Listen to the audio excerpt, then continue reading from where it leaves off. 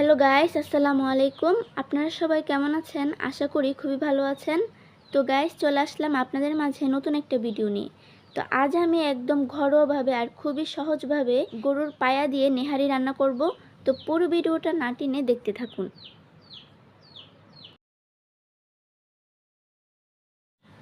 তো গাইস, গরুর পায়ার নেহারি রান্না করার জন্য প্রথমে আমি নিয়ে নিলাম গরুর পায়া। এই যে দেখুন, গরুর পায়াগুলোকে আমি এভাবে ছোট ছোট মানে জয়েন্টে কেটে তারপর এভাবে নিয়েছি। ভালো করে পরিষ্কার করে নিয়েছিলাম আমি। এই যে দেখুন, তো আজকে আমি প্রেসার কুকার দিয়ে রান্না করব। তো আমি একটা প্রেসার কুকারের মধ্যে সবগুলো গরুর পায়া দিয়ে দিলাম।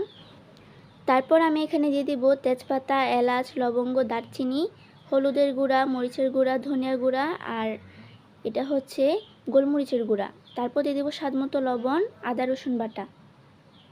সবশেষে দিয়ে দিলাম পেঁয়াজ, একদম কুচি কুচি করে রাখা পেঁয়াজ আর কাঁচামরিচ। এবার দিয়ে দিব খাওয়ার তেল, আপনাদের বাসায় যেটা থাকবে ওটাই দিয়ে দিতে পারেন। তারপর সবগুলো উপকরণ ভালোভাবে মিক্স করে নিব।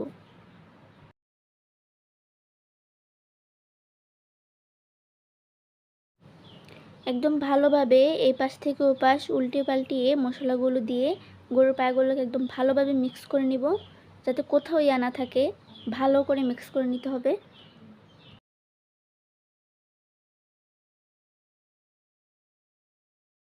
তো গাইস, সবগুলো উপকরণ ভালোভাবে মিক্স করা হয়ে গেলে এবার আমি এখানে সামান্য পানি দিয়ে তারপর ঢাকনাটাকে দিয়ে দিব।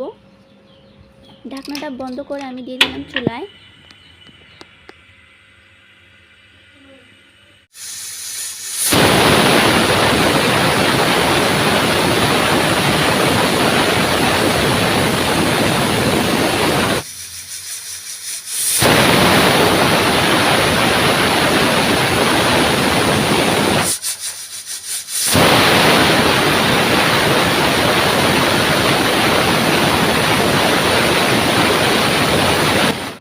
তো গাইস, আমি প্রেসার কুকারটাকে 10টা সিটি দেওয়ার পরে নামিয়ে নিলাম।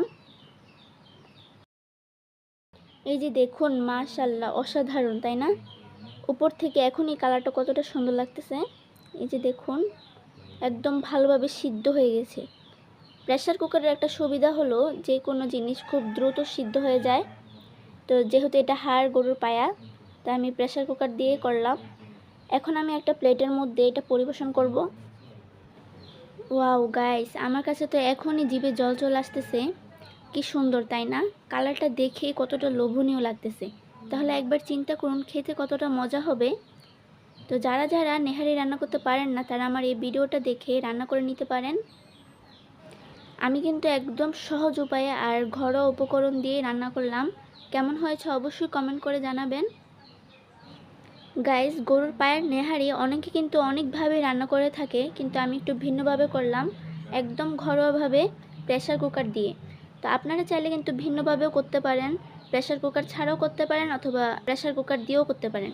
যাই হোক গাইস, এগুলো এখন বাদ দিয়ে আর এই যে দেখুন, মাশাআল্লাহ, অসাধারণ তাই না? কি সুন্দর কালার, জাস্ট ওয়াও। আমার কাছে তো খুবই ভালো লাগতেছিল।